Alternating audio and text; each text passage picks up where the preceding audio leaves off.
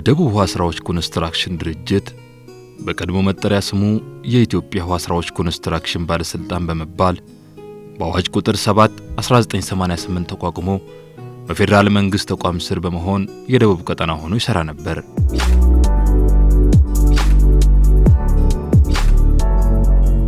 ድርጅቱን እንደገና ለማቋቋም በወጣው አዋጅ መሰረትም አሁን የሚጠራበትን የደቡብ ውሃ ስራዎች ኮንስትራክሽን ድርጅት በመባል በአዋጅ ቁጥር 72 1996 እንደገና የተቋቋመ የክልሉ በውሃ ግንባታ ስራ ላይ ያለ የመንግስት የልማት ድርጅት ነው።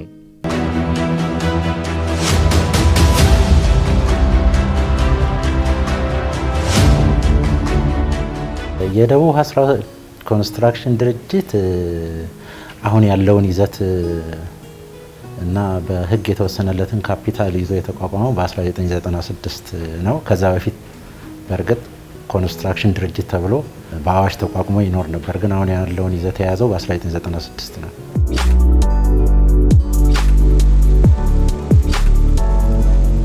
ድርጅቱም በክልሉ ያሉትን የንጹህ መጠጥ ውሃ አቅርቦት ችግሮችን ለመቅረፍና የመስኖ አውታሮችን በመገንባት የምግብ ዋስትናን ለማረጋገጥና በዘርፉ ያለውን የገበያ ክፍተት ለመሙላት እየሰራ ያለ ተቋም ነው። የደቡብ ውሃ ስራዎች ኮንስትራክሽን ድርጅት ከተቋቋመባቸው ዋና ዋና ዓላማዎች መካከል የኮንስትራክሽን ዘርፉን በዋናነት የውሃ ቴክኖሎጂውን የውሃ ኮንስትራክሽን ዘርፍን እና ከዛ ጋር ተያይዞ የሚገጥሙ ክፍተቶችን እንደ ክልል ወይም ደግሞ እንደ አካባቢ እንደ አገርም ጭምር ለመፍታት የተቋቋመ ነው። በዋናነት ደቡብ ውሃ ስራዎች የመስኖ አውታሮችን ይገነባል። የመጠጥ ውሃ ጉድጓድ ቁፋሮችን ወይም ደግሞ ሶርስ የምንለው የምንጭ ማልማት ስራ ይሰራል። የመጠጥ ውሃ አውታሮችን የከተማም የገጠርም የገነባቸው አሉ፣ እየገነባም ይገኛል።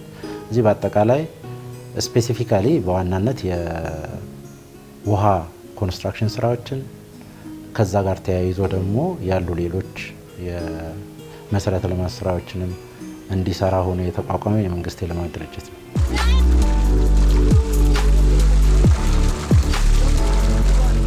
በገጠሪቱ ክፍል ያለውን የንጹህ የመጠጥ ውሃ አቅርቦት ክፍተት ከመሙላት አኳያና አመት ጠብቆ በዝናብ ምርት የሚያመርትን አርሶ አደር የመስኖ ልማት ተጠቃሚ በማድረግ በአመት የተለያዩ ምርቶችን 3 እና 4 ጊዜ እንዲያመርት እድል ከመፍጠር አኳያ የራሱን አሻራ እያሳረፈ የሚገኝ ድርጅት ነው።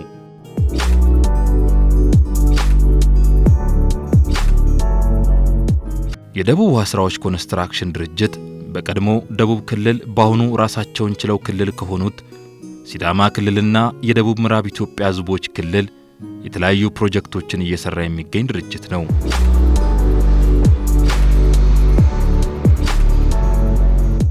የደቡብ ውሃ ስራዎች ኮንስትራክሽን ድርጅት ከአነስተኛ እስከ ከፍተኛ ደረጃ ያሉ ግድቦችን ኮንትራቶችን በመውሰድ የሚሰራ ድርጅት ሲሆን ይህ አነስተኛ የመስኖ ግድብም በደቡብ ምዕራብ ኢትዮጵያ ህዝቦች ክልል በቦንጋ በሸንባ ሸካ ቀበሌ ስር የሚገኝ የጌሻ መስኖ ልማት ፕሮጀክት ነው። ፕሮጀክቱ 200 ሄክታር መሬት እንዲያለማ ከ2004 ዓ.ም ጀምሮ በግለሰብ የኮንትራት ውል ተገብቶ ስራው ተጀምሮ የነበረ ቢሆንም የዋናው መስመር የቦይ ዝርጋታ ላይ ባጋጠመው እክል የታሰበለትን ማልማት ባለመቻሉ የደቡብ ውሃ ስራዎች ኮንስትራክሽን ድርጅት ከ2010 ጀምሮ ውሉን በመውሰድና የጋቢውን ንጣፍን ጨምሮ ሌሎች የዲዛይን ማሻሻያዎችን በመስራት የታለመለትን መሬት እንዲያለማ ተሰርቷል። ከታለመለት ፕሮጀክቱ ሲጠና እስከ 200 ሄክታር ነው ጥራት የተካተው። ያን እንዲያለማ ይሄም ታይ ቦታ ላይ በተደጋጋሚ 3 ሰዓት ተሰርቶ ፌል አድርጎ ነበር። አሁን ያንንም በመታወት መልኩ በፍሌክሲብል ስትራክቸር ዲዛይን ተደርጎ በጋቢውን ፋውንዴሽን ወልና በሺት ሜታል ላይት ዌይት የሆነ በሺት ሜታል ተሰርቶ አሁን የታለመለት 200 ሄክታር እንዲያለማ እየሰራን ያለው እና የውሃ ስራዎች በዋናነት የአካናውን ስራዎች የካምፕ ስራው ሰርተዋል። ዋና ቦይ ላይ የበር የኢንቴክና የአምስት ገጠማዎችና አንዳንድ ጥገና ማሳይቶች ሰርተዋል። ዋና ቦይ ደግሞ ከቆመበት ከ1.7 ጀምሮ እስከ 3.25 ድረስ ላይኒንግ እና በየመሃሉ በየስትራክቸሮች አሉ፣ ዲቪዥን ቦክሶች አሉ። ያንን ሰዎች ሲያሻሽሉ ቆይቷል። የዚህ አነስተኛ መስኖ የተለያየ ክፍሎች ይኖሩታል። የአናት ስራ ይኖረዋል። የዋናው ቦይ ስራዎች የምንላቸው ይኖራሉ። ሁለተኛ ቦይና እንደውም ወደ ማሳ የሚያስገባ ፊደር ወይንም ተርሸሪ ካናሎች የሚባሉ ወይም ሶስተኛ ቦዮች የሚባሉ ስትራክቸሮች ይኖራቸዋል። በዋናነት ግን አሁን ያለበት ኤሊቬሽን ከአናት ስራው 300 ሜትር ርቀን ነው ያለነው። ከአናት ስራው እስከዚህ ድረስ የ2 ሜትር ጋፕ ወይም ደግሞ የ2 ሜትር ኤሊቬሽን ዲፈረንስ አለው። የዚህ የመስኖ ግንባታ ዓላማው በራሱ የተፈጥሮውን ፍሰት በመቀየር ሃይት ወይም ከፍታ ፈጥሮ የሚፈልገው መሬት ላይ ወይንም የሚያለማው መሬት ላይ ማድረስ ነው። ትልቁ ታርጌት ይሄ ነው።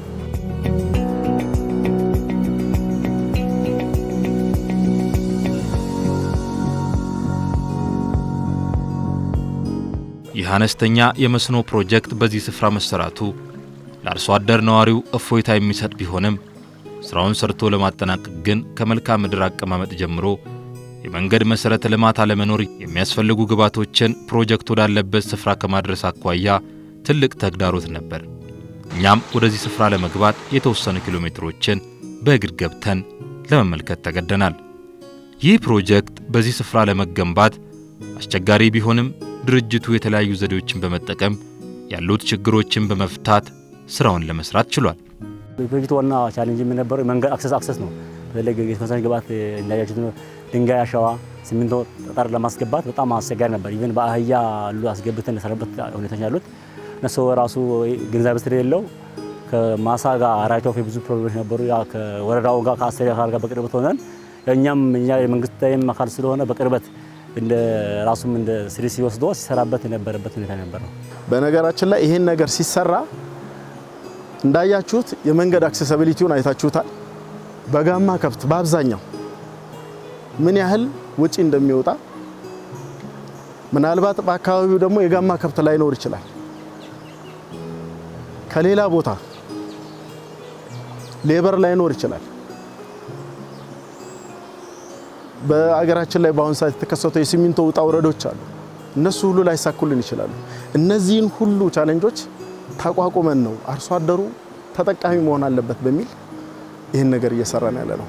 አንዱ የአነስተኛ መስኖ መጥፎ ገጽታዎች የአክሰሲቢሊቲ ችግራቸው በአብዛኛው መንገድ የላቸውም። በአብዛኛው ያው እንደምታዩት ካሜራማኑም ሁሉም በሸከማ ነው የወጣው። መኪናም ያልገባበት እንትን ነው። በእግራችን ነው እዚህ ድረስ የገባ ነው።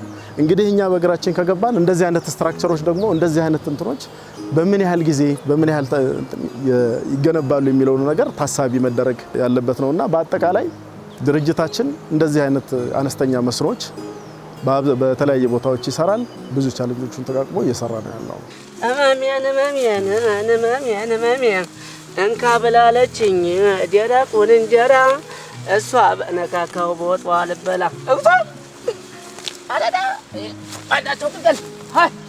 አቶ ሲሳይ መላኩ የዚህ ቀበሌ ነዋሪ ናቸው። በግብርና ምርት ራሳቸውንና ቤተሰባቸውን የሚያስተዳድሩ አርሶ አደር ናቸው። ከዚህ ቀደምም ዝናብ እየጠበቁ ያመርቱ እንደነበር፣ አሁን ግን ይህንን የመስኖ ፕሮጀክት የደቡብ ውሃ ስራዎች ኮንስትራክሽን ድርጅት በመስራቱ ለዓመት ለተጨማሪ ጊዜ ማምረት እንደቻሉ ይናገራሉ። አሁን ላይ አቶ ሲሳይ የቀረበላቸውን የመስኖ ዕድል በመጠቀም ለዕለት ጉርሳቸው ከመጨነቅ ወጥተው መቆጠብ እንደጀመሩና ንብረት ማፍራት እንደቻሉ ልጆቻቸውንም የተሻለ ደረጃ ማድረስ እንደቻሉ ይገልጻሉ። ፕሮጀክት መጣ ልንጠቀም ነው ማለት ጀመርንና ሲባል ወደ ፕሮጀክቱ ላይ ስንገባ ምርት ማምረት ጀመርንና አትክልት ትከሉ እንደዚህ ብሎ ባለሙያ መጥቶ ሲያሰለጥነን እኛ የምናውቀው ነገር የለም ነበርና እንድታውቁ ነው እኮ ባለሙያ የተላከላችሁ መንግስት ሲለን ማለት ነው።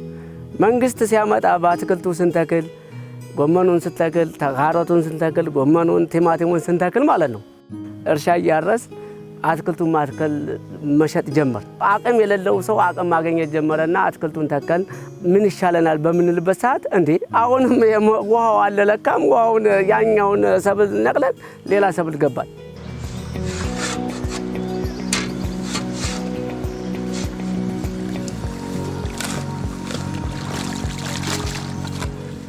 እንደ አቶ ሲሳይ ሁሉ ወጣት መከተን ድሬም የዚህ የመስኖ ፕሮጀክት ተጠቃሚ ነው።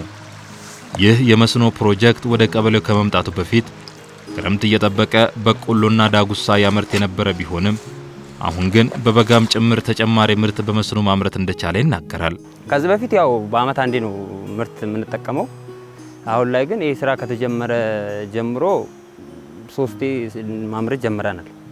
አሁን ለምሳሌ ቲማቲም አምርተናል። ይሄ ከለቀቀ በኋላ ደግሞ ሌላ ቦታ ችግኝ ይሆን አቸግነን ይሄ እንደተነሳ ሌላ ሰብል እንተክላለን፣ ሌላ ሰብል እንጀምራለን እና በአመት 3 በቃ በጥራት ማምረት ጀምረናል። ይሄ ካናል ከተጀመረ ወዲህ እኔ መጀመሪያ ምንም ዶሮ የለኝም ስኖር ከልጆች በስተቀርና ከምንም ነገር ንብረት የለኝም። በሬ ገዛው በሮቼን አድልቤ ሸጥኩኝ የሚለውን ነገር ከባንክ ቤት መቆጠብ ጀመሩ። ቢያንስ እንግዲህ ያው እንዳቅማችን ከ100 እስከ 200 ሺህ ብር የመቆጠብ አቅም ካገኘን ድህነትን አራገፍን ብዬ ነው ማስበው።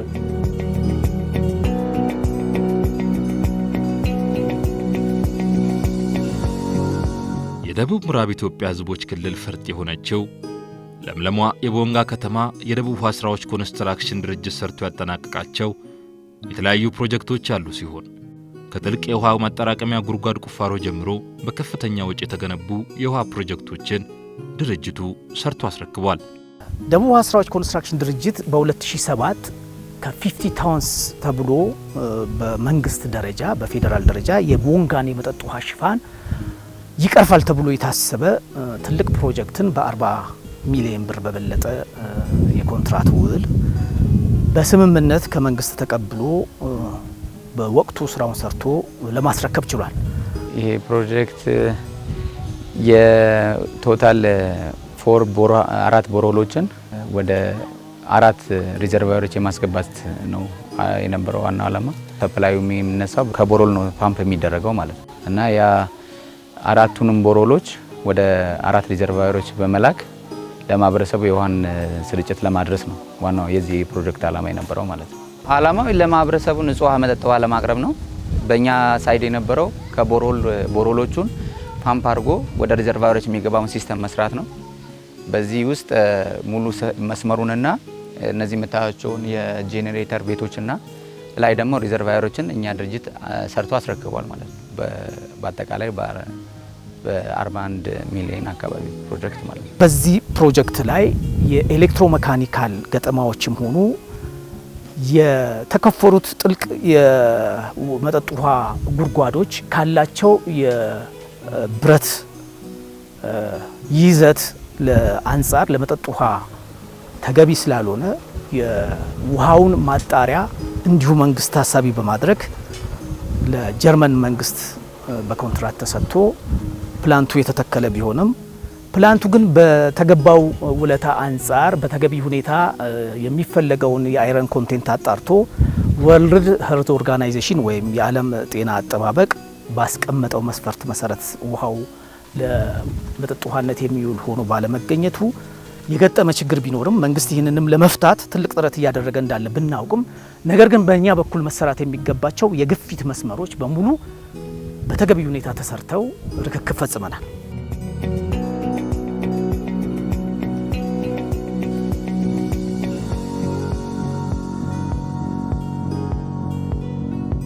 ይሄ ዞን 1 ይባላል። 100 ሜትር ኪዩብ ሪዘርቫየር ነው። ለኬሚካል ዶፒንግ ከዞን 3 የሚመጣ ውሃ አለ። ይሄ ትሪት ተደርጎ ይመጣና እዚህ በኬሚካል ውሃው ከየት ነው የሚመጣው? ከዞን 3 በፕሬሸር በግፊት እዚህ ይገባል።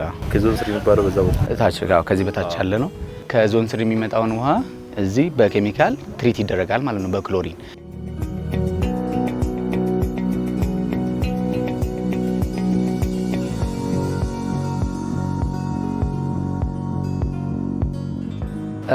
ይሄ ጅብ ክሬን የሚባለው ነው። የክሎሪን ባጉን ለዚህ ዶፕ የሚደረግበትን ማለት ነው ትሪት የሚደረግበትን ሊፍት የሚያደርግ ነው። ከላይ ወደዚህ ለማስገባት ማለት ነው። እዚህ ውስጥ ላይ አሁን ደምር ነው ያ ወደዚህ የሚገባው ክሎሪን ከፍታ ከመሬት ከፍ አድርጎ እዚህ ማቅረብ ስላለበት ጅብ ክሬን ይሄኛው ምን ያደርጋል? በቀላሉ ከፍ አድርጎ ለማቅረብ ይጠቅማል ማለት ነው። ተራቅሞ ታክሞ ማህበረሰቡ ጋር ለመድረስ ወደ 3-4 ስቴፕ ያልፋል ነው። በትክክል ከቦርሆሉ ከጉድጓዱ ተገፍቶ ዞን 3 ይገባል። ከዞን 3 ደግሞ ከእንደገና በሰርፌስ ፓምፕ ተገፍቶ እዚህ ይመጣል ማለት ነው። ከዛ ነው ዲስትሪቢዩት የሚደረገው ኬሚካል ዶፕ ከተደረገ በኋላ ትሪት ከተደረገ በኋላ። ይሄ የመጨረሻው ስቴፕ ነው። አሁን ያለንበት ቦታ ኬሚካልም እዚሁ ይደረግለታል። አሁን ቀጥታ ወደ ማህበረሰቡ የሚገባው እዚህ ነው ማለት ነው። ከዚህ ነው።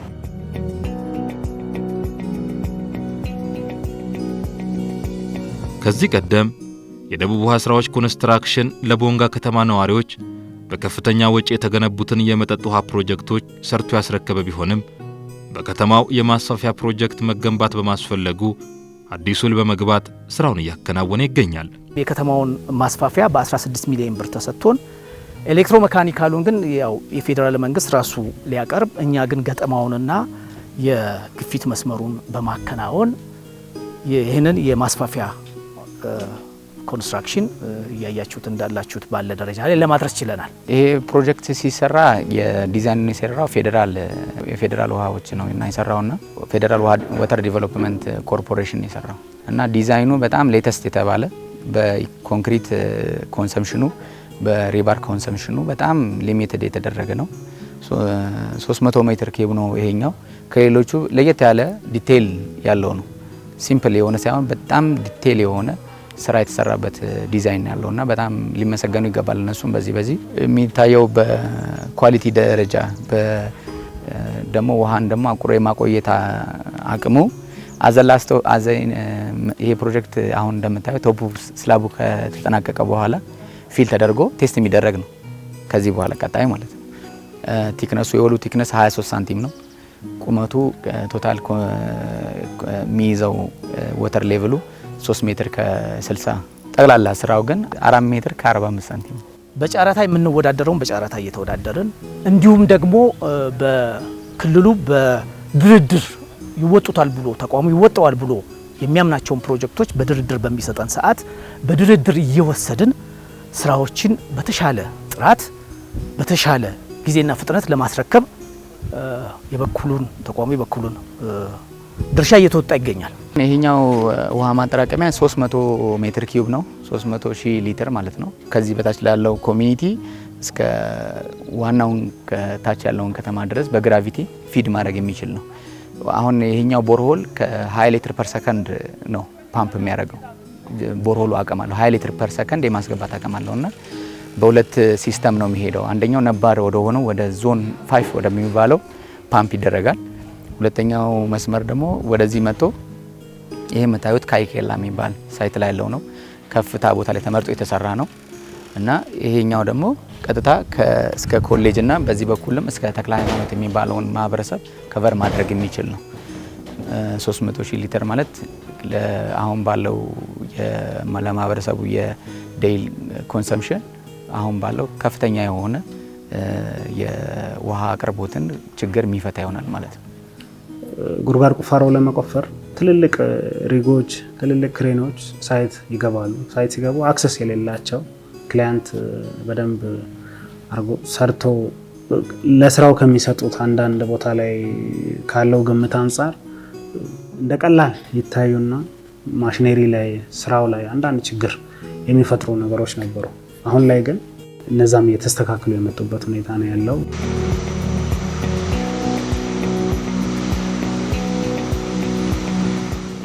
በዚሁ ክልል በዳውሮ ዞን በሎማ ወረዳ በገንዳ ዋልጫ ቀበሌ ውስጥ የደቡብ ውሃ ስራዎች ኮንስትራክሽን የቶኒ የመስኖ ልማት ፕሮጀክት አንዱ ነው።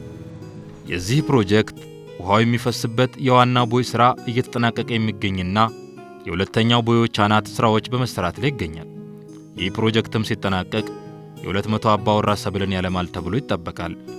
ፕሮጀክቱ ያው መስኖ እንደመሆኑ መጠን ወደ 2 ኪሎ ሜትር የሚደርስ የዋና ቦይ ስራ ይኖረዋል።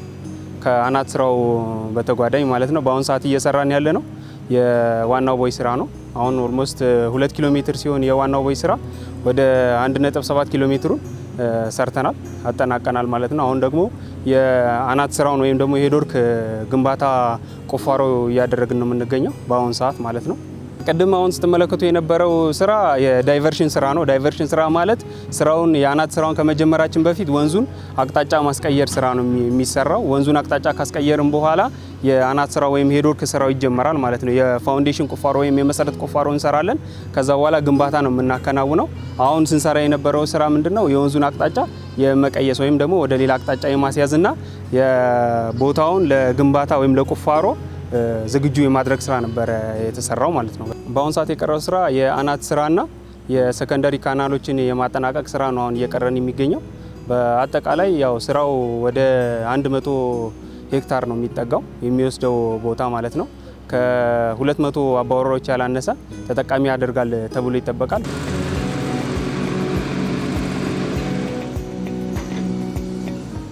ይህንን ፕሮጀክትም በተያዘለት ጊዜ ለማጠናቀቅ ብሎም ስራቸውን በተቀላጠፈ መንገድ ለመስራት ተፈጥሮ ምቹ እንዳልሆነላቸውና የግብዓት አቅርቦት ችግር ተግዳሮት እንደሆነባቸው ይገልጻሉ። አሁን ባለው ሁኔታ በጣም የአካባቢው ቶፖግራፊ አስቸጋሪ ከመሆኑ የተነሳ የተለያዩ መሳሪያዎችን ወደ ሳይቱ ሞቢላይዝ አድርጎ ለመግባት የመንገድ ችግር በጣም አስቸጋሪ ነው። የተለያዩ ማሽነሪዎችን በክራይ ነው የምናስገባው። እነሱን ለማስገባትም በጣም አስቸጋሪ ነበረ። በጣም ከአመት በላይ አጥተናል ማሽነሪ ለማስገባት ከቦታው አስቸጋሪነት የተነሳ። ሆኖም ግን ያው ድርጅቱ ስራውን ለመስራት ካለው ቁርጠኛ ፍላጎት አንጻር ያው የአስፈላጊው እንትን ተወስዶ ማሽን እንዲገባ ተደርጓል።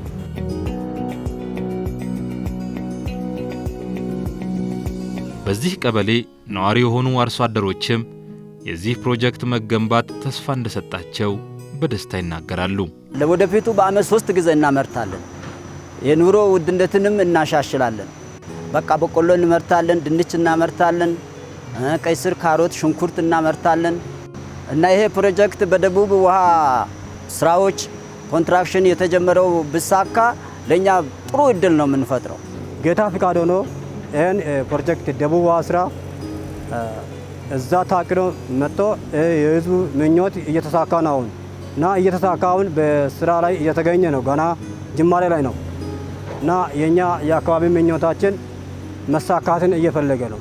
ከዚህ ወደፊቱ እግዚአብሔር እቅድ ከሆነ ይሄ ፕሮጀክቱ በትክክል ወደ ማህበረሰቡ ውስጥ ከገባ ሰው በአመት 3 ጊዜ ማምረት ስለምፈልግ የኛ የአካባቢያችን ምኞታችን ነው።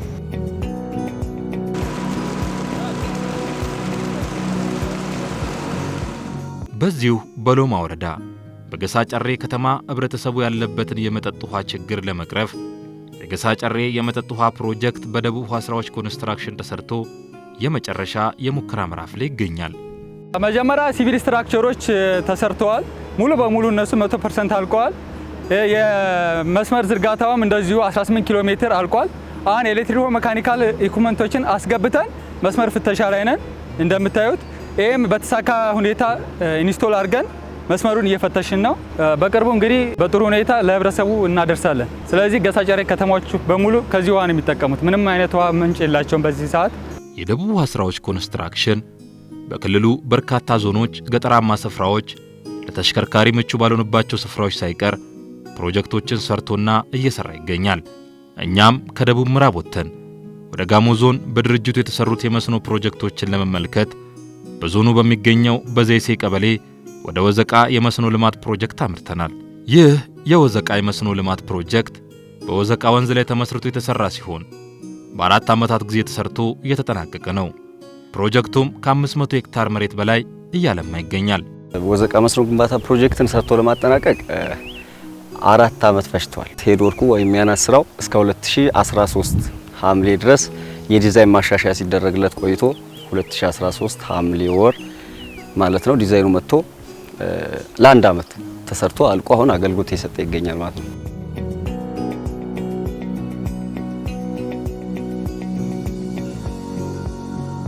ከዚህ ቀደም በመስኖ ልማት ፕሮጀክቶች ላይ በስፋት የሚነሱ የጥራት ችግሮች እንዳይከሰቱ የደቡብ ውሃ ስራዎች ኮንስትራክሽን ድርጅት ቅድሚያ ሰጥቶ እየሰራበት እንደሆነና ይህ ፕሮጀክትም የጥራት ችግር ሳይከሰትበት ለረጅም ጊዜ እንዲያገለግል ተደርጎ እንደተሰራ ይገልጻሉ።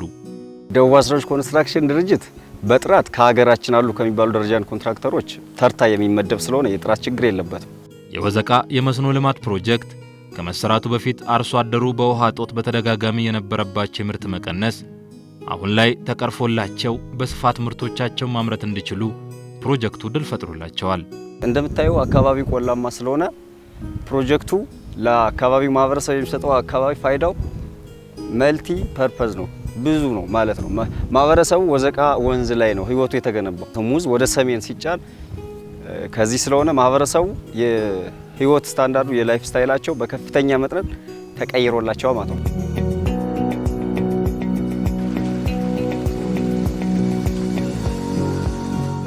ወጣት መሳይ ሰለሞን በዘይሴ ወዘቃ ቀበሌ ነዋሪ ሲሆን በሙዝ እርሻ ራሱን እያስተዳደረ ይገኛል። መሳይ ከዚህ በፊት ምርት ለማምረት ከፍተኛ የሆነ የውሃ ችግር በመኖሩ ለኪሳራ ይዳረግ የነበረ ቢሆንም ዛሬ ላይ ግን የመስኖ ፕሮጀክቱ ጭንቀቱን እንዳቀለለት ይገልጻል። መስኖ ከመምጣት በፊት ወይ ያለ ውሃ በምንጠቀምበት ጊዜ የተከልነው እህል ሊደርቅ ይችላል። ዝናብ ካልጣለ ደግሞ ለፍሬ ላይበቃ ይችላል። ደግሞ አሁን መስኖ ባለበት ሰዓት ዝናብ በአማራጭነት እንጠቀማለን። ዝናብ ካጠረ ደግሞ መስኖን የተጠቀመን እህሉ ምርቱ እንዳይበላሽ እናደርገዋለን። ስለዚህ አስተዋጽኦ አለው።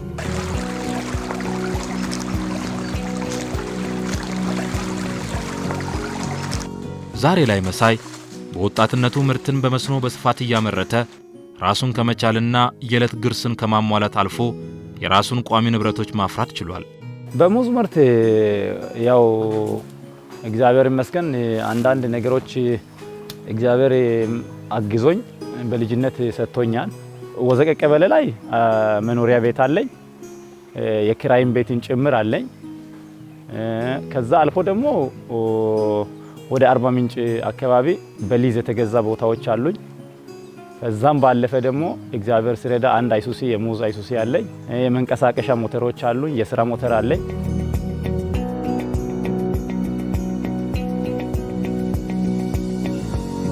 ከዚህ ቀደም መሳይና ጓደኞቹ ምርቶቻቸውን ወደ መሃል ገበያ ለማቅረብ ተሽከርካሪ ችግር የነበረባቸው በመሆኑ ምርቶቻቸውን ገበያ ሳያቀርቡ በማሳ ይበላሽባቸው ነበር። ዛሬ ላይ ወጣት መሳይ ራሱ በገዛው የጭነት መኪና ምርቱን ወደ መሃል አገር በቀላሉ በማድረስ ያለ ብክነት ወደ ገበያ ማቅረብ ችሏል። አሁን እኛ የራሳችን ምጭነው መኪና ባጣነው ሰዓት መኪና እንቸገራለን። በበዓል ወቅት ደግሞ አንዳንድ በዓላት ኢትዮጵያ ላይ አሁን ብዙ በዓላት አሉ። የዛም በዓላት ወቅት ባለሀብቶች መኪና አይሰጡንም። ሁለተኛ ደግሞ የቆረጥነው ሙዝ ለማንሳት እንቸገራለን። ያን ያክል ችግር ስለነበረ አሁን በሳምንት 4 ብጭን ሰኞ በክፍለ ሀገር ስለምንጭን አንድ ሰኞ ከተጫነ ያ መኪና መጥቶ ሰኞ ይጭነናልና ከዚህ ከአርባ ምንጭ ወይ ከወዘቂያ ወደ ጎንደር፣ ባህር ዳር ደግሞ አዲስ አበባ ወደ አማራ ክልል በቃ ብዙን ጊዜ ስለምንጭን ተጠቃሚ ነን።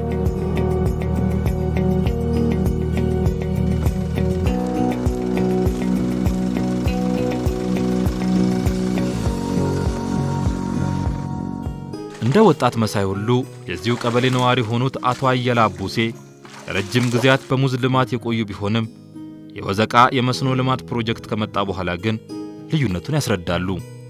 በጉጉት ነበር ዝናብንና ጎርፍን የምንጠብቀው። መስኖ በባህላዊ መንገድ ስለሆነ ዝናብ ይዘንባል በኃይል ከላይ ከዳገታማው ስፍራ ጎርፍ ይመጣል። ያን መስኖን ወይ መደበኛ ወንዙን ጠራርጎ ነው ወደ ባህር የሚያስገባው። አሁን በዚች በዘመናዊ መስኖ ለመጠቀም ይሄው መስኖአችን በተሳካ ሁኔታ ተሰርቶ ተጠናቋል። አሁን ለመጠቀም ምንም አይነት ችግር ሊገጥመን አይችልም። ይሄው በዛች በተሰራች መስኖ በዘመናዊ መስኖ የመጣ ውሃ ነው በአይናችሁ እያያችሁ ያለው።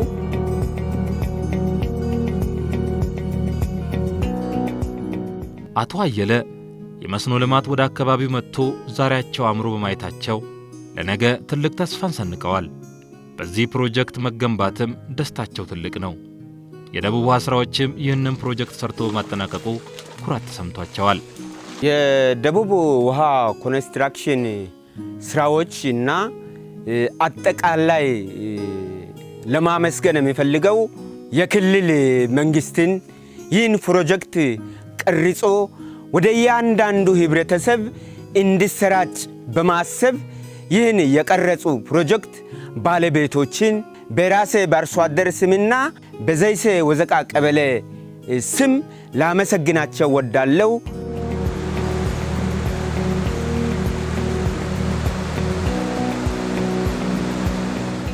ሌላኛው በመካከለኛ የመስኖ ልማት ተገንብቶ የተጠናቀቀውና በጎፋ ዞን ውስጥ የሚገኘው የዛባ በዞ መካከለኛ የመስኖ ልማት ፕሮጀክት አንዱ ነው። በዋናነት ይሄ ዛሬ የምንመለከተው የዛባ በዞ መካከለኛ መስኖ ፕሮጀክት ነው።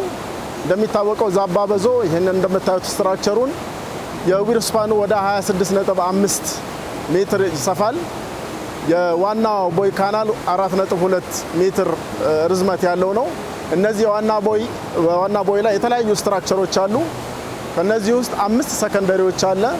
ይህ ለ200 እስከ 300 ሄክታር ያለማል ተብሎ የሚጠበቅ ታወር ነው። ከኋላ እንደምታዩት በአናት ስራ ላይ 4 አንደርስሉሶች አሉ። ይሄ ደግሞ ማለት በግራም በቀኝ ማምረት ወይም ማልማት የሚችል ነው። አሁን ወደ የግራው እንትን ከ200 እስከ 300 ሄክታር ማልማት ይችላል። በኢትዮጵያ በተለይም በገጠሩ የአገሪቱ ክፍል ከፍተኛ የሆነ የመጠጥ ውሃ ችግር ይስተዋላል። ይህንን ለመቅረፍ መንግስት የተለያዩ ስራዎችንም እየሰራ ይገኛል።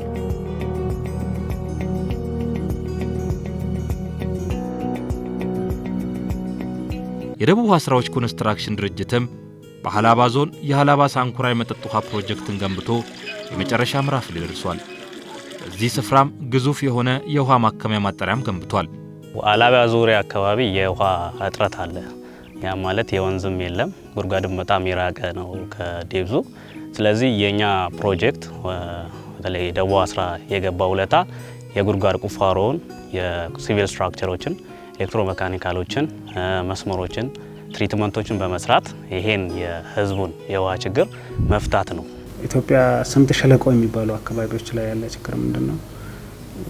ብዙ የውሃ ሶርሶች የሉም። አንደርግራውንድ ነው ያለው። አንደርግራውንድም ብዙ ፍሎራይድ የሆኑ ነገሮች ኬሚካል ለመጠጥ ፖታብል የሆኑ ውሃዎችን ለማግኘት የምንቸገርባቸው እንደ ሀገር። ሃላባም ላይ የገጠመን ነገር ምንድነው? የተቆፈረ ቦሮል አለ፣ ፍሎራይድ አለበት፣ ትሪት መደረግ ነበረበት። ዲዛይን ተደረገ። ዲዛይን የሰሩት እዚህ ደቡብ ክልል ዲዛይንና ቁጥጥር ድርጅት ነው ተደርጎ ለኛ ውል ተሰጠን፣ ወደ ስራ ገባን። ስራውን ኦሬዲ ኬሚካል አመጣን፣ ጨረስን። ኦልሞስት ስራው ያለቀ ስራ ነው። ግን ምንድነው ስራው በጣም ፈታኝ ነበር። ኦሬዲ አልቆ እሱ ፕሮጀክት ወደ መረካከብ ይሄድንበት ነው።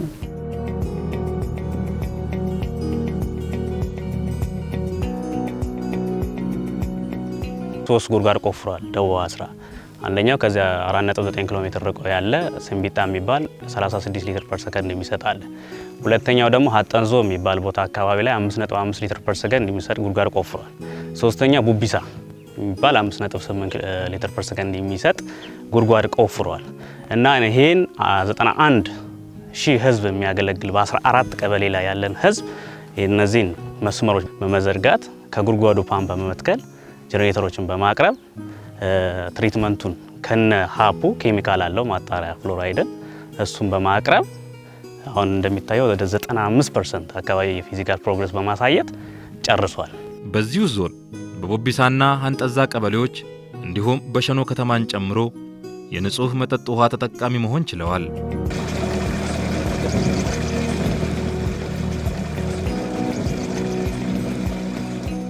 የሃላባ ዞን የቦቢሳና የአንጠዛ ቀበሌ ነዋሪዎች ከዚህ ቀደም በንጹህ መጠጥ ውሃ አቅርቦት ችግር ይሰቃዩ ነበር።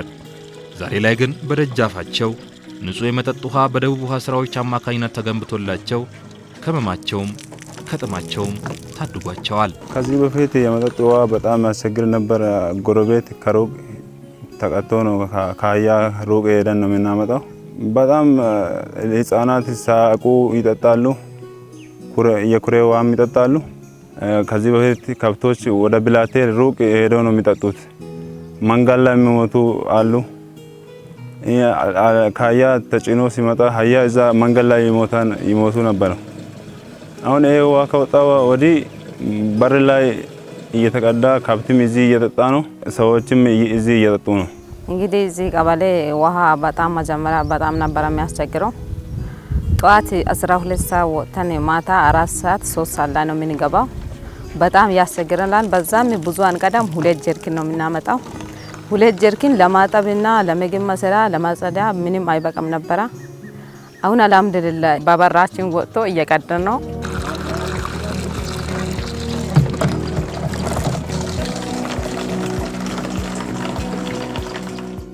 የደቡብ ውሃ ስራዎች ኮንስትራክሽን ቀድሞ በደቡብ ክልል የነበሩትና አሁን ክልል ሆኖ በወጡት ቦታዎች፣ ቀበሌዎች፣ ዞኖች በሁሉም ስፍራዎች የተለያዩ ፕሮጀክቶች ያሉ ሲሆን ይህ አነስተኛ የመስኖ ፕሮጀክትም በከምባታ ጠምባሮ ዞን በቃጫ ቢራ ወረዳ በዋለና ቀበሌ ውስጥ የሚገኝ የዲንቃ አነስተኛ መስኖ ልማት ፕሮጀክት ነው። ፕሮጀክቱም 150 ሄክታር መሬትን ያለማል። አገልግሎቱ ፕሮጀክቱ ለአርሶ አደሮች መስኖ ነው። ወደ 3.7 ኪሎ ሜትር አካባቢ የሜን ካናል ርዝመት አለው። 2 ሰከንደሪዎች አሉት። ከዚህ ውስጥ ወደ 150 ሄክታር ከቨር የሚያደርግ የመስኖ ልማት አገልግሎት የሚሰጠው የተጀመረው ሚያዝያ 15 2013 አካባቢ ነው። ያው በአንዳንድ ሀገራዎች ምክንያቶችና ሲሚንቶ ምክንያት የተወሰነ ወደ ኋላ እንትን ብለናል። አሁን ኦልሞስት የማጠናቀቅ ደረጃ እየደረስን ነው። አሁን 150 ሄክታር ሊያለማል ተብሎ ይገመታል። ወደ 300 አባወራዎች አካባቢ ለተጠቃሚ ይሆናል ተብሎ ይታሰባል።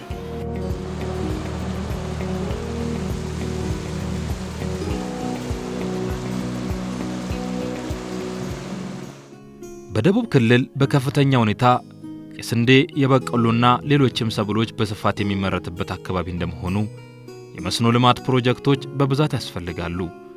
ምንም እንኳ ወደየአካባቢው የመስኖ ልማት ፕሮጀክቶችን ለማስገባት መልክዓ ምድራዊ አቀማመጡ አስቸጋሪ ቢሆንም የደቡብ ውሃ ስራዎች ኮንስትራክሽን ድርጅት ግን ያ ሳይበግረው እየሰራ ይገኛል።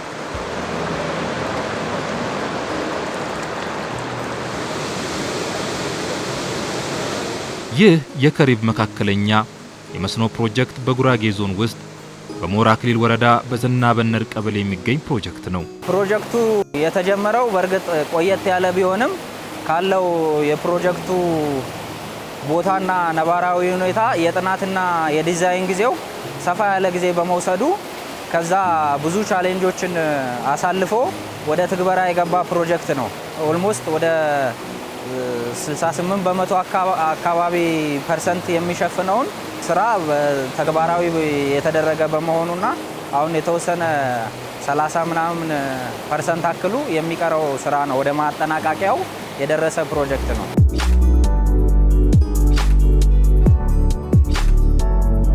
አንድ 1660 ሄክታር ያለማል ተብሎ የታሰበ ፕሮጀክት ነው። ፌዝ አለው። ከሪብ መካከለኛ መስኖ ፌዝ 1 ፕሮጀክት ነው። ፌዝ 1 በውስጡ ላይ ያካተተው 3 አይተሞችን ነው። አንደኛ ጀነራል አይተም የሚባል አለ። ያም ማለት ካምፕ የያዘውና ፋሲሊቲውን የያዘው ስራ ነው። እሱ 100 በመቶ የተጠናቀቀ ስራ ነው። ሁለተኛው ሄድወርክ ስትራክቸር የሚባል የምናየው ስትራክቸር ስራ ነው። እሱም 100 በመቶ የተጠናቀቀ ስራ ነው። ሶስተኛው ሜን ካናል እና የሜን ካናል ስትራክቸሮችን ያካተተ ስራ የያዘ ውለታ ነው ያለው ፕሮጀክቱ። ስለዚህ አሁን የሜን ካናሉን ስራ እየሰራን ያለንበት ሂደት ውስጥ ቢሆንም 1660 ሄክታር ያለማል ተብሎ ይጠበቃል እና ከዚህ ውስጥም ወደ 3200 አባወራዎች ተጠቃሚ አድርጎ ያልፋል ተብሎ ይገመታል። ይህ ፕሮጀክት በጣም ዝቅተኛ በሆነ ስፍራና በቀላሉ የዕለት ተዕለት ስራ እንቅስቃሴ ለማድረግ አዳጋች የነበረ ቦታ በመሆኑ ስራን በፍጥነት ለመስራት አዳጋች ነበር። ቶፖግራፊው በግራም በቀኝም በተራራ የተያዘ ወንዙ ዲስቻርጁ በጣም ከፍተኛ የሆነ ለስራ ለዳይቨርሽን ለምንም ምቹ ያልሆነ ፕሮጀክት በመሆኑ ቻሌንጆቹ በጣም ከፍተኛ ነበሩ። ለድርጅቱ በጣም ቻሌንጅ የሆነበት ግን ተቋቁሞ ያ አልፎ ተሻግሮ ለዛሬ የበቃበት ፕሮጀክትም ነው።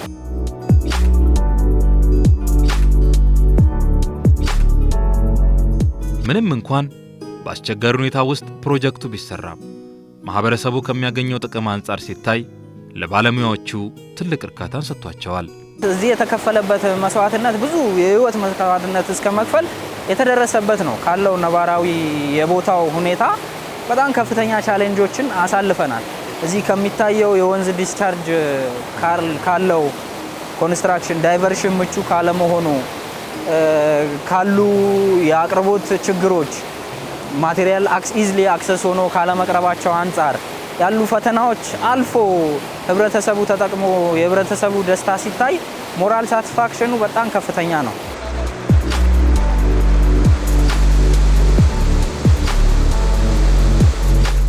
የደቡብ ውሃ ስራዎች ኮንስትራክሽን ድርጅት ከዝቅተኛ እስከ ከፍተኛ የመስኖ ግድቦችን የሚሰራ ድርጅት ሲሆን ይህ የካሊድ ዲጆ የመስኖ ግድብ በመስኖና ቆላማ አካባቢዎች ሚኒስቴር አሰሪነት የደቡብ ውሃ ስራዎች ኮንስትራክሽን ድርጅት የሚሰራው ግዙፍ ፕሮጀክት ነው።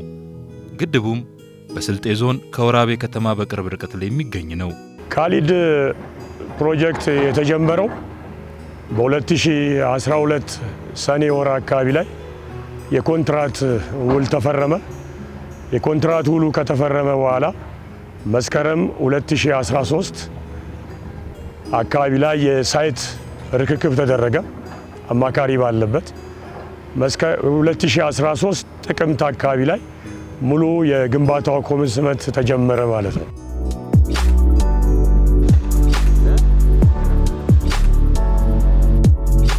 ይህ የካሊድ ድጆ ከፍተኛ የመስኖ ግድብ ከ1800 ሄክታር መሬት በላይ እንዲያለማ ታስቦ እየተሰራ ያለ ፕሮጀክት ነው።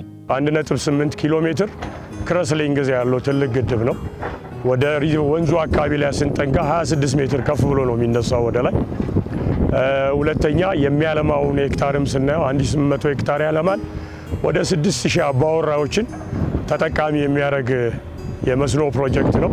አንድን ግድብ ሰርቶ ለማጠናቀቅ በርካታ የኮንስትራክሽን ግብዓቶች በበቂ ሁኔታ ያስፈልጋል።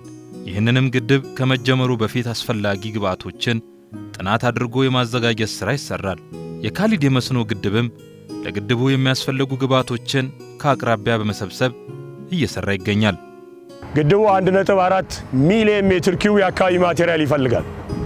ከነዚህ ማቴሪያሎች አንደኛው የሸክላ አፈር ነው፣ ክሌ የምንለው ነው። ይሄ የምታዩት ኪት ሬንቹ ኮር ሴንተሩ የሚሞላው እና ወደ ላይ ብድግ እያለ የሚሄደው ክሌ ኮሩ እዚሁ 2.5 ኪሎ ሜትር ላይ የምናገኘው 417000 ሜትር ኪዩብ ይፈልጋል ግድቡ።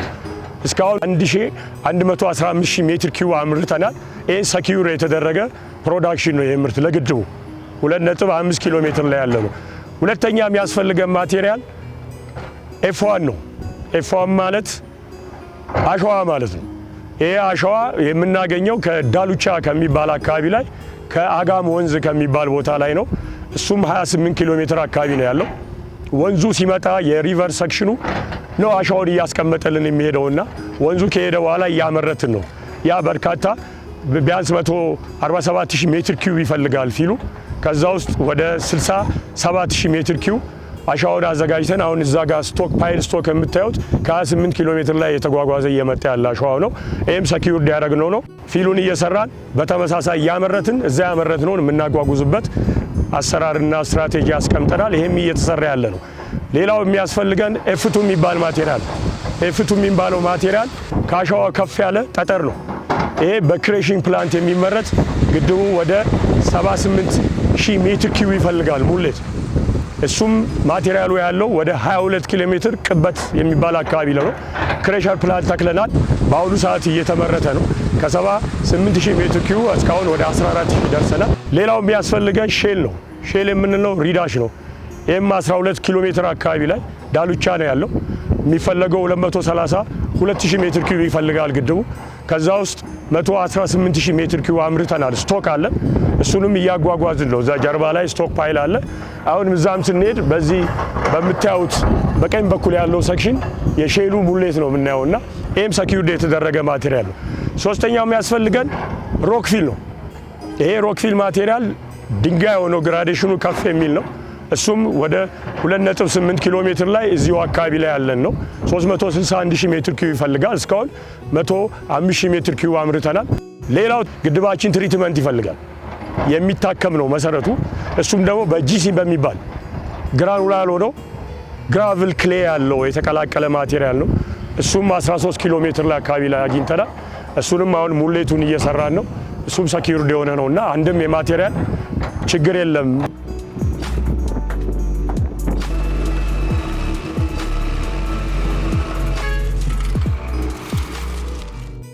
የካሊድ ድጆ ከፍተኛ የመስኖ ግድብን ሰርቶ ለማጠናቀቅ እንዲሁም ግድቡ ከተጠናቀቀ በኋላ ግድቡን የሚጠብቁ በርካታ ቴክኖሎጂዎችን በመጠቀም እየተሰራ ይገኛል። የግድቡን ደህንነት የሚጠብቁ መሳሪያዎች ያስፈልጋሉ።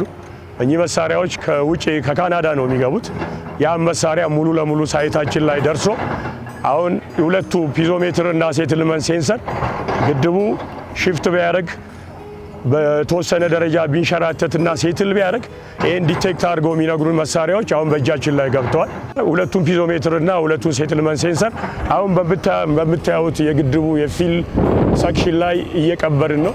45 አሉን። ከፍያን ግድቡን ስንሄድ በየኤሌቬሽኑ የምናስቀምጣቸው ነውና ግድባችን ሙሉ ቴክኖሎጂውን እየተጠቀመ እየተሰራ ያለበት ሁኔታ ነው ያለው። አዳዲስ ቴክኖሎጂዎች፣ አዳዲስ ግብአቶች፣ አዳዲስ የአሰራር ስርዓቶች ወይም ሜቶዶሎጂ የምንላቸው እያደጉ እየተሻሻሉ የሚሄዱበት ነው የኮንስትራክሽን ቴክኖሎጂ። የደቡብ ውሃ ስራዎች ኮንስትራክሽን ድርጅት በሂደት አድጓል፣ በሂደት ተምሯል። በሂደት ያለውን ኤክስፒሪየንስ ተጠቅሞ አነስተኛ መስኖ ወይም ደግሞ የውሃ ቁፋሮ ከሚሰራበት ትልልቅ የመስኖ አውታሮችን ወደ መስራት፣ ዛሬ ላይ ደግሞ ግድቦችን ወደ መስራት አድጓል። ይሄ እድገቱን የሚያሳይ ነው። እዚህ ላይ ምንም ጥርጥር የለውም።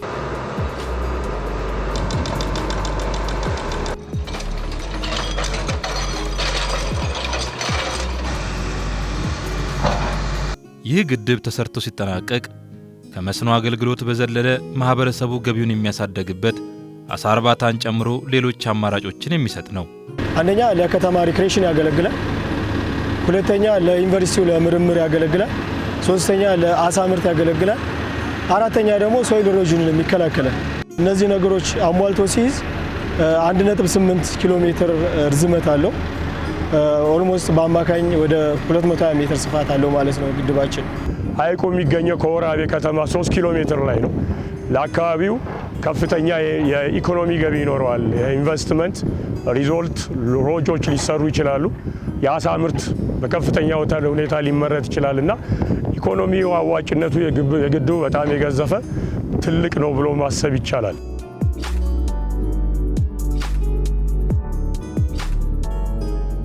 ምንም እንኳን የካሊድ ዲጆ ከፍተኛ የመስኖ ግድብ ፕሮጀክት ተሰርቶ ሲጠናቀቅ ለማህበረሰቡ የሚሰጠው ጠቀሜታ የጎላ ቢሆንም በተያዘለት ጊዜ እንዳይጠናቀቅ ግን ብዙ ማነቆች ነበሩበት።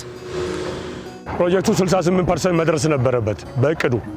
ነገር ግን የደረስነው 23% እና በክላይንቱ በእኛ 23 ነው፣ በአማካሪ 17 ነው ሪኮግናይዝ የተደረገው ዳታ እና ይሄ ለምንድን ነው በዚህ ልክ 68 መድረስ ሲገባን 2014 ወደ 17 የመጣው ብለን ስናይ መሰረታዊ ችግሮች አሉበት። ፕሮጀክቱን ወደ ኋላ የጎተቱት አንደኛ የወሰን ማስከበር ኢሹ አለበት ፕሮጀክቱ። አሁን በምታዩት ይሄ ግድብ የሚያርፈው ወርኪንግ ስፔሱ የስራ ቦታውን ጨምሮ ግድቡ የሚያርፈው 24 ሄክታር ላይ ነው። ይሄ 4 ሄክታር ላይ ግድቡ ያርፋል ብለን በምናየው የግድቡ መሰረት ላይ ወደ 69 አባወራ አለ ይኖር ነው የነበረበት ነውና የዛን የ69 አባወራ ለልማቱ ለማንሳት ይከፈል የነበረው የካሳ ፕሮሰስ ጊዜ ፈልጓል። ይህንንም ፕሮጀክቱን በምንፈልገው ልክ ይዘን እንዳንሄድ ወደ 80% አካባቢ ላይ ወደ ኋላ የሳበን። አሁን ግን ይሄ እንደ ችግር የሆነው የነገርኩ የወሰን ማስከበር ጉዳይ ተፈቷል። ግድባችን ላይ ምንም የወሰን ማስከበር ጥያቄ የለም። ክላይንቱም ከፍሏል። ማህበረሰቡም የሚፈለገውን የካሳ ክፍያ አግኝቶ ምትክ መሬት ተነስቶት ማህበረሰቡ ለልማቱ ቦታውን ለቆ አሁን እየሰራ ነው ያለ ነው። ሁለተኛ የአቅርቦት ጉዳይ የሪሶርስ አቅርቦት አሁን እንደምናየው እንግዲህ እንስራ ስንል የሚንቀሳቀሱ በርካታ ማሽኖች አሉ። በስኬጁሉ እንሂድ ካል ለዚህ ስራ የሚያስፈልግ በቂ ሰዋይ በቂ ማሽን መቅረብ አለበትና ያን በቂ ማሽን ባለፉት ጊዜያት ግን ማቅረብ ችግር ነበር። ሌላው የካሽ ፍሎ ችግር ነበር። የሰራነውን ነገር ወዲያው የማግኘት ነገር አይቻልም ነበር አገሪቷ ካለችበት ተጨባጭ ሁኔታ። አሁን የካሽ ፍሎ ችግር የለም። ስራ ሰርተን ከጠየቅን ሰኪውርድ ነው በጀቱ ይከፈላል ማለት ነው። የካሊድ ፕሮጀክት በመጀመሪያ አካባቢ እኛ በሙሉ ኃይል ለመስራት የሚያስፈልግ ሪሶርስ ይዘን ገብተን ነበር። ረጅም ጊዜ የካሳ ጉዳይ ራይት ኦፍ ሾ ጉዳይ የወሰደ ቢሆንም ግን በተለይ የዞኑ መንግስት ትልቅ ኮሚትመንት በመውሰድ እነዛ የካሳ ጉዳዮችን ከፌደራል ተቋማት ጋር በመነጋገር መስመር እንዲይዙ አድርጓል። የስልጤ ዞን መንግስት ማለት ነው። ፕሮጀክቱ በሰው ሰራሽና ተፈጥሯዊ በሆኑ ምክንያቶች ያልተሰራባቸውን ወቅቶች ተጨማሪ የሥራ ጊዜን በመጨመር እየተሰራ ይገኛል። በፊት መወጣት ያልቻልነውን አሁን ክራሽ ያደረግን ስኬጁልን እንወጣ ካል ሁለት ነገር ነው የሚፈለገው። አንደኛ ኤክስቴንድድ ታይም ወስደን መስራት 24 ሰዓት ፕሮጀክቱ፣ ሁለተኛ ተጨማሪ ሪሶርስ መጨመር። ይሄንን አስቀምጠን ነው አሁን የምንሰራው። የምሽቱን ስራ ማታም እናየዋለን፣ ማታም እንጀምራለን፣ ቀንም እንሰራለን።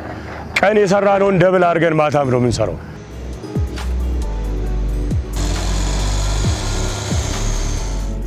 ይህ የካሊድ ዲጆ ከፍተኛ የመስኖ ግድብ ፕሮጀክት በስልጤ ዞን ውስጥ በወራቤ ከተማ ትንሽ ርቀት ላይ የሚገኝ ግድብ ነው። እንግዲህ ይህ ግድብ እንደ ደቡብ ውሃ ስራዎች ኮንስትራክሽን ድርጅት የመጀመሪያው መባል የሚችልና ግዙፉ በቢሊዮን ደረጃ በጀት ተመድቦለት የሚሰራ ፕሮጀክት ነው ማለት ነው። ይህ ፕሮጀክት ተሰርቶ ሲጠናቀቅም 1800 ሄክታር መሬትን ያለማል ተብሎ ይጠበቃል። ይህ ፕሮጀክት በተያዘለት ጊዜ ተጠናቆ ማህበረሰቡ ተጠቃሚ እንዲሆን አርሶ አደሩ በቀን አንዴ ከማምረት በቀን 3 4 ማምረት እንዲችል በተያዘለት ጊዜ እንዲጠናቀቅ ተብሎ በቀንም በማታም ነው እየተሰራ የሚገኘው።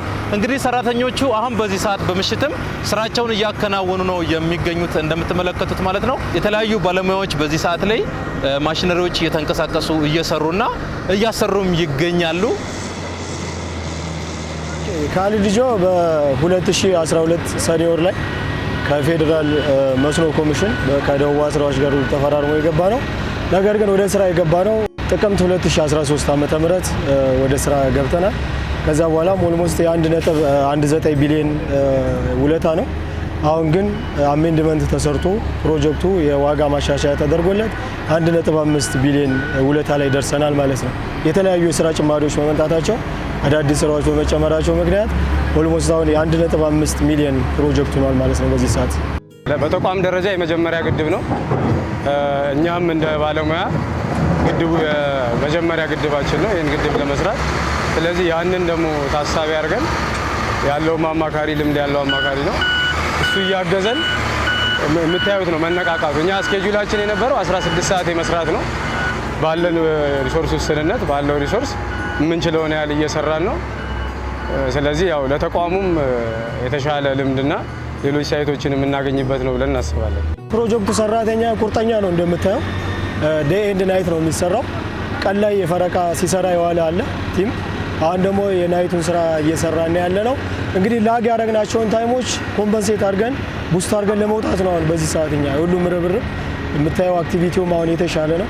ቀጣይ ላይ ደግሞ ያሉትን ችግሮችም ቀርፈን ከዚህ በበለጠ ከ16 ሰዓት ወደ 24 ሰዓት በሽፍት የምንሰራበትን እሱን ያው እየተነጋገርን ችግሮችን እየፈታን ያለ ነው አሁን።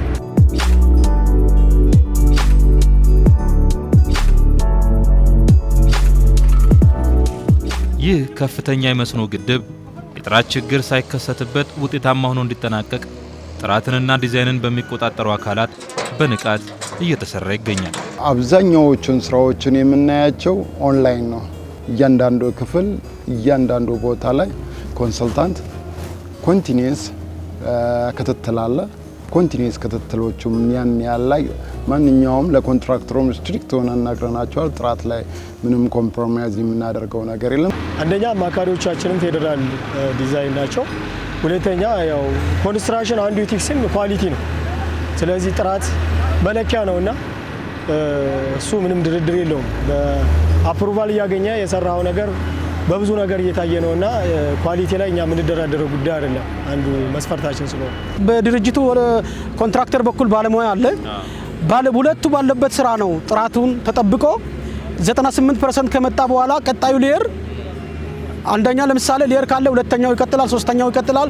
ቴስቱ ካላለፈ ራሳቸው አማካሪ ድርጅት ዲግሪ ኦፍ ኮምፓሽን አዲሽናል 2 ፓስ 4 ፓስ ሚሉት አለ። በዛ መሰረት ጥራት ተደርጎ የተሰራ ነው። የደቡብ ውሃ ስራዎች ኮንስትራክሽን በክልሉ ላይ በርካታ የመጠጥ ውሃ ፕሮጀክቶችና የግድብ ፕሮጀክቶችን እየሰራ የሚገኝ ድርጅት ነው። እንግዲህ አሁን የምንገኝበት ይህ ስፍራ ደግሞ በወላይታ ዞን ውስጥ የሚገኝ የወይቦ የመስኖ ግድብ ፕሮጀክት ነው። ፕሮጀክቱን ውል የገባ ነው ጁን 7 2021 ነው። ፕሮጀክቱን ኮመንስ ያደረግነው ግን ኖቬምበር 21 ላይ ነው። ያ የሆነው ምንድነው በካሳ ምክንያት አንዳንድ ያልተነሱ ቦታዎች በመኖራቸው የተወሰነ ወደ 6-7 ወር ላክ ከተደረገ በኋላ ነው ወደ ስራ የገባ ነው። የወይቦ ግድብ 4000 ሄክታር መሬት እንዲያለማ እየተሰራ ያለና ሲጠናቀቅም አርሶ አደሩን የምርት እጥረት ይቀርፋል ተብሎ የሚጠበቅ ነው። በመስኖ ተጠቃሚ የሚሆኑ አካባቢዎች ወደ 11 ቀበሌ የሚያካልል ነው። በዚህ ውስጥ ቢያንስ እስከ 4000 ሄክታር ድረስ በአመት ማልማት ይችላሉ ያለምንም ችግር። ተጠቃሚውም ህብረተሰብ ወደ 12000 አባወራ ነው በዲዛይኑም ተካተው ይሄም ዲዛይን ሲደረግ ለነሱ ታሳቢ ተደርጎ ነው የተሰራው። ያን ያህል ከዛም በላይ መጠቀም የሚችሉበት ሁኔታ ይፈጠራል ወደፊት። የወይቦ ከፍተኛ የመስኖ ግድብ ፕሮጀክት ከአሰሪው አካል ጋር በተገባው ውል መሰረት በከፍተኛ በጀት እየተሰራ ያለ ግድብ ነው። ይሄ ግድብ ዋናው የውለታ መጠን ስንት ነው? 1.4 ቢሊዮን ብር ነው። ከዛኛው ከካናሉ ጋር ተያይዞ ካናሉ እና ፋርም ስትራክቸሩ አንድ ላይ 1.1 ቢሊዮን ነው። አጠቃላይ ይሄ ግድብ የሚጠናቀቀው 2.5 ቢሊዮን በጀት እየተሰራ ነው ያለው።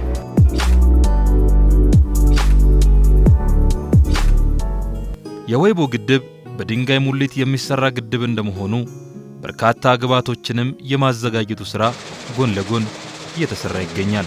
ስራው ሮክፊል ዳም ነው። ለዚህ የሚያስፈልጉ ማቴሪያሎች ምንድናቸው? ክሌይ ማቴሪያል አለ፣ ክሌይ ሶይል፣ ደግሞ ፊልተር ማቴሪያሎች ሳንድ እና የአግሪጌት አለን። ከዛ ውጪ ከፍተኛ ቮሊዩም ይዘው ሼል ማቴሪያል አለ። ከዚህ ውጪ ከሼል ማቴሪያል በላይ ደግሞ ሪፕራፕ እነዚህ የስቶን ሪፕራፖች ይሰራሉ። ሮክ ፊል ከተደረገ በኋላ ከኋላ ሪፕራፕ ይደረጋል። በዚህ ነው የሚሰራው። ሌላው ፊልተር ማቴሪያል ሳንድ የሚባለው እስከ ሳንድ ከበዴሳ ከዚህ 74 ኪሎ ሜትር ነው የሚርቀው። ከዛ ነው የምናመላልሰው። ሌላው ደግሞ የፊልተር ወይም ኤፍ2 ማቴሪያል የምናመጣው ከአበላ አባያ እና ክሬሸር እዛ ተክለን አሁን ስራ ጀምረናል። ለዛ የሚሆን ወደ 78000 ሜትር ኩብ ነው የሚፈልገው። ያንን ለማመላለስ አሁን ስራውን ጀምረናል። በዚህ ሂደት ነው ያለነው።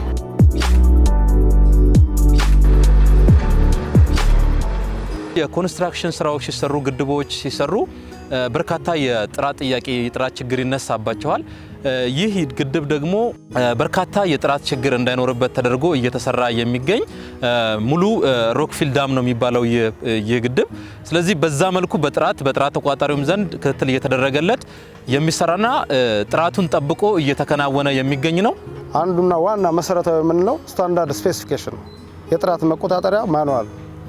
ስለዚህ በዛ ጥራት መቆጣጠሪያ ማኑዋላችን እያንዳንዱ ያለው የምታየው ግድብ እርዝ ፊል ዳም ነው። 5 ዞን ያለው ያ ማለት ክሌይ ኮር አለው። የክሌይ ኮር የራሱ የሆነ ስታንዳርድ ስፔክ አለው። ፊልተር ማቴሪያል አለው። ፊልተር ዞን F1 ወነ F2 ምንለው ሳንድ እና ግራቭል። ሳንድም የራሱ ስታንዳርድ ስፔክ አለው። ግራቭልም የራሱ ስፔክ አለው። ሪፕራፕ የራሱ ስፔክ አለው። ሼል ማቴሪያል የራሱ ስፔክ አለው። ስታንዳርድ ስፔክ ማኑዋል አለው።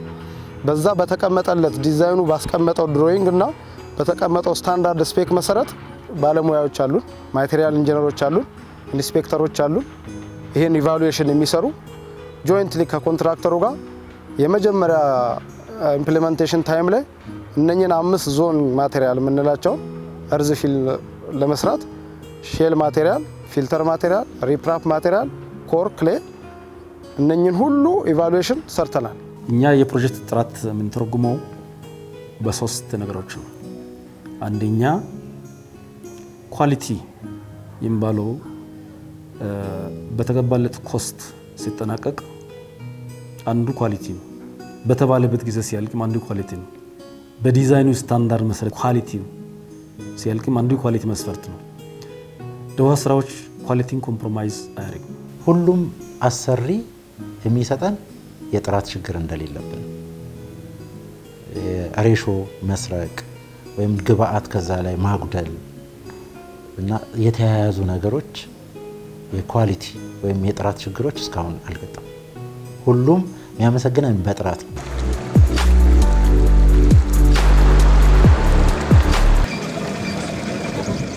የደቡብ ውሃ ስራዎች ኮንስትራክሽን ድርጅት በመስኖና በመጠጥ ውሃ ፕሮጀክቶች ማህበረሰቡን ከማገልገል በዘለለ የህብረተሰቡን ደህንነት ከመጠበቅ አኳያም የራሱን አሻራ ያሳረፈ ድርጅት ነው።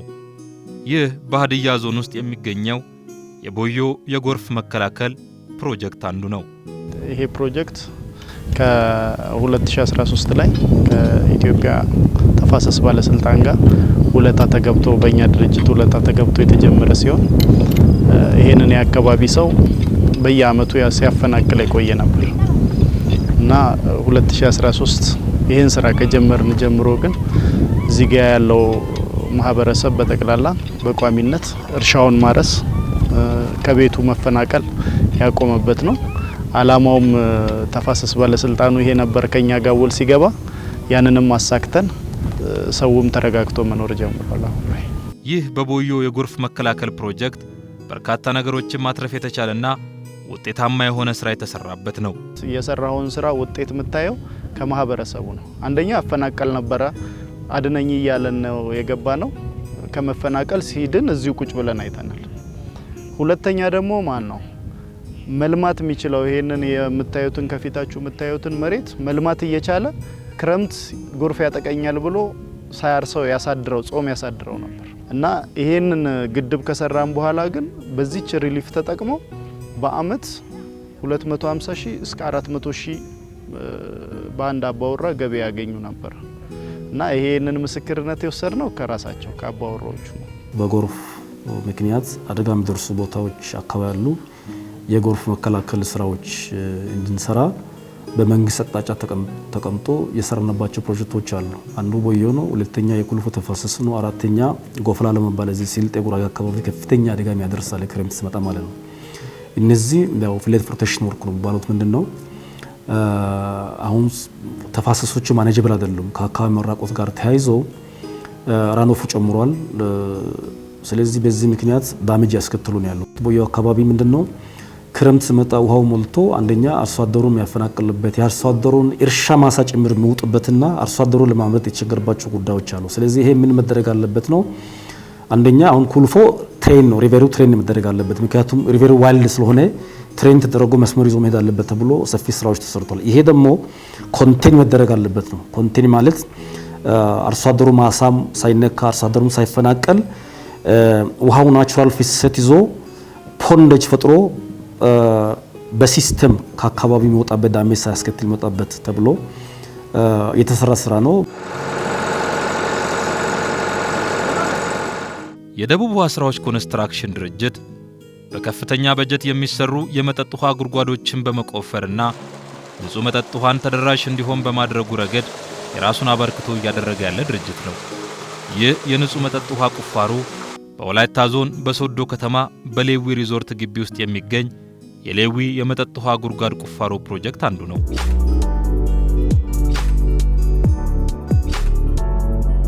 በዚሁ በወላይታ ሶዶ ከተማ አቅራቢያ ተገንብቶ ለተጠቃሚው ተደራሽ የሆነው የልቂምሴ ቡስተር ስቴሽን አንዱ ነው።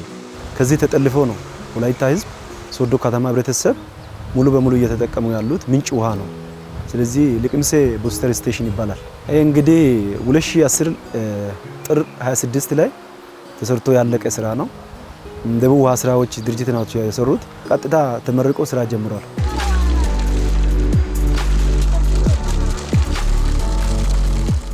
ይህ የልቂምሴ የመጠጥ ውሃ ፕሮጀክት ከመሰራቱ በፊት ፕሮጀክቱ በተሰራበት በዚሁ በሶዶ ከተማ አቅራቢያ የሚኖሩ ነዋሪዎችን ንጹህ መጠጥ ውሃን ባለማግኘት ይሰቃዩ ነበር።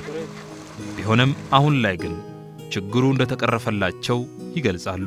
ይሄ ባልተሰራ ያው ወንዝ ቀንተን ነው የምንጠጣው ማለት ነው። ከዛ ይሄ ከተሰራ በኋላ ይሄን ጀምረን ይሄን መንጠጣት ጀምረን ከዚህ ብዙ ነገር ያገኘነው ቢያንስ ንጹህ ውሃ እየጠጣን ነው። በንጹህ ውሃ እየሰራን ስለሆነ ብዙ ነገር ነው የተጠቀመው።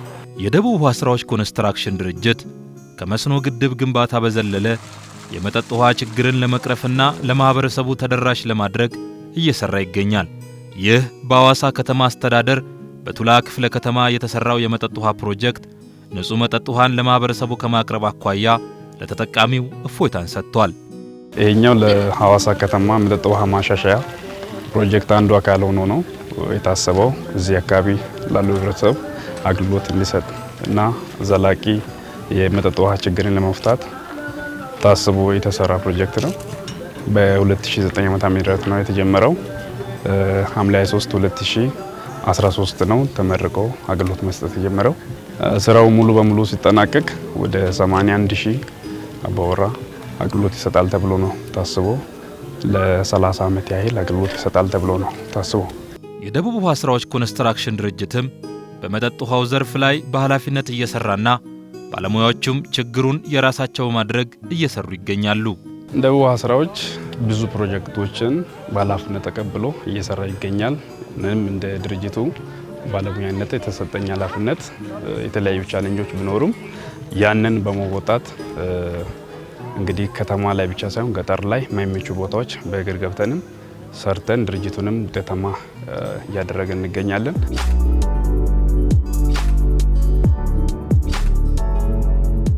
ይህ በሲዳማ ክልል በወንዶ ገነት ወረዳ በባጃና በኤዶ ቀበሌ ስር የሚገኝ የደቡብ ውሃ ስራዎች ኮንስትራክሽን ድርጅት የሰራው የወዴሳ የመስኖ ግንባታ ፕሮጀክት ነው። ይህ ፕሮጀክት የተጀመረው 2013 ጥር ወር ላይ ነው። በውሉ መሰረት 16 ሚሊዮን ብር በጀት ተይዞለት የተጀመረ ፕሮጀክት ነው። የተወሰነ የስራ ልዩነቶች ተጨምሮበት አጠቃላይ ወደ 17 ሚሊዮን ብር በመፍጀት ፕሮጀክቱ ሊጠናቀቅ ችሏል ማለት ነው። ይህ ፕሮጀክት አጠቃላይ ኔት ኮማንዱ ወደ 54 ሄክታር ታስቦ የተሰራ ነው። ነገር ግን እዚህ አካባቢ ባለው ኮማንድ ወደ 127 ሄክታር ያለማል ተብሎ ታሳቢ ተደርጓል እና ይህንንም እያለማ ይገኛል ማለት ነው። የድርጅታችን ዋናው ዓላማ ምንድነው? ኢስት አፍሪካ ላይ ስም ያለው ድርጅት በየትኛውም ቦታ ሄዶ ኤፊሽንት ሆኖ ስራዎችን ሊሰራ የሚችል ድርጅትን ማድረስ ነው። ወደዛ ደረጃ ከፍ ለማድረግ ነው የምናስበው። እንደዛ ለማድረግ ደግሞ አንደኛ በማሽነሪ፣ ሁለተኛ በሰው ኃይል፣ ሶስተኛ ባለን በውስጥ አሰራር በጣም የተገነባና የሚናበብ አሰራርን ለመፍጠር ነው እንደ ዘርፋችን የምናስበው። ዋናው ነገር ደቡብ ውሃ ስራዎች አሁን ባለበት ሁኔታ ከነበረበት የአሰራር ማነቆ እና ሌሎች የተያያዙ ጉዳዮች በመውጣት ላይ ነው ያለው እና በአንድም በሌላ ስንፈተን የመጣንበት አለ። ቅድም ባልኳቸው በአንድም በሌላ ጉዳዮችና አሁን ላይ እየወጣ እየተሻሻለ ስለሆነ በቅርብ ጊዜ ደግሞ በርካታ ስኬቶችን በርካታ ፕሮጀክቶችን አስመርቀን የተሻለ ድርጅት ሆነን እንደምናሳይ በተግባር እንደምናሳይ ያምናለሁ። የደቡብ ውሃ ስራዎች ኮንስትራክሽን ድርጅት ከጊዜ ወደ ጊዜ እያደገ በመጣው የኮንስትራክሽን ዘርፍ የበኩሉን ሚና እየተወጣ ያለና የራሱን አሻራ እያሳረፈ ያለ